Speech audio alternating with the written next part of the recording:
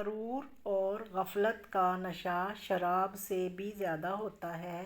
جو اس نشے میں مبتلا ہو جاتا ہے وہ جلدی ہوش میں نہیں آتا۔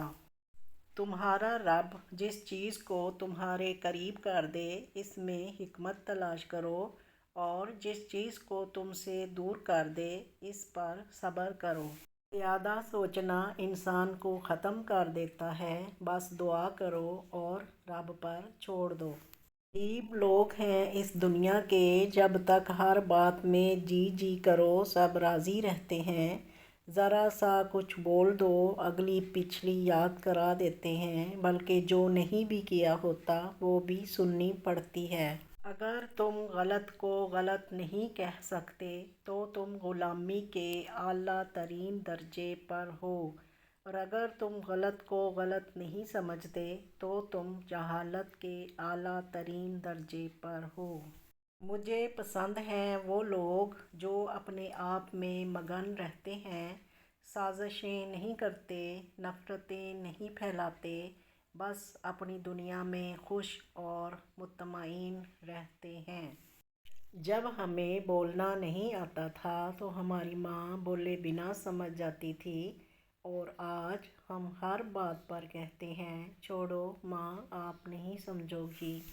ہونے کے بعد ہی پتہ چلتا ہے کہ کتنا قیمتی تھا جو چلا گیا، وہ وقت ہو، انسان ہو یا کوئی رشتہ۔ شخصیت بن کر جیو، شخص بن کر نہیں، کیونکہ شخص تو خاک ہو جاتے ہیں لیکن شخصیت زندہ رہتی ہے۔ وقت کبھی خالی ہاتھ نہیں گزرتا، اچھے اور برے کی تفریق کر کے جاتا ہے۔ کچھ دکھ، کچھ درد اور کچھ اداسیاں بہت ذاتی ہوتی ہیں جنہیں ہم چاہ کر بھی کسی پر عیاں نہیں کر پاتے۔ حضرت عائشہ رضی اللہ تعالیٰ عنہا فرماتی ہیں، اسماء بنت ابی بکر رضی اللہ تعالیٰ عنہا حضور صلی اللہ علیہ وآلہ وسلم کے پاس حاضر ہوئیں اور انہوں نے باریک لباس پہنا ہوا تھا تو آپ صلی اللہ علیہ وآلہ وسلم نے ان سے منہ موڑ لیا۔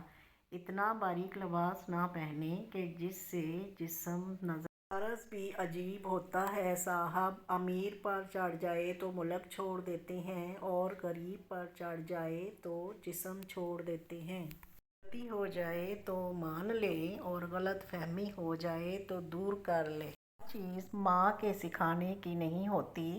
کچھ باتیں، کچھ اعتماد باپ بھی بیٹیوں میں لاتا ہے، اس لیے بیٹیوں کو اپنی حفاظت کرنا ضرور سکھانا چاہیے۔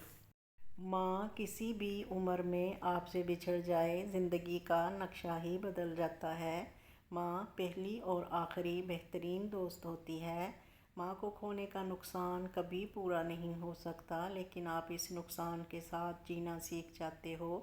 وہ آپ سے کبھی بھی دور نہیں جاتی، ہمیشہ ساتھ ساتھ رہتی ہے، آپ کی سوچوں میں، آپ کے دل میں۔ نہ غصے کا کوئی حل ہے اور نہ حیرت کا کوئی نتیجہ۔ بہتر یہی ہے کہ باتوں کو برداشت کرنے کی عادت ڈال لی جائے اور خاموش رہا جائے، اور اس شخص کی نصیحت پر دھیان دیا جائے جس نے کہا تھا کہ ہر بات کو شدت سے محسوس کرنا بیماری کی علامت ہے۔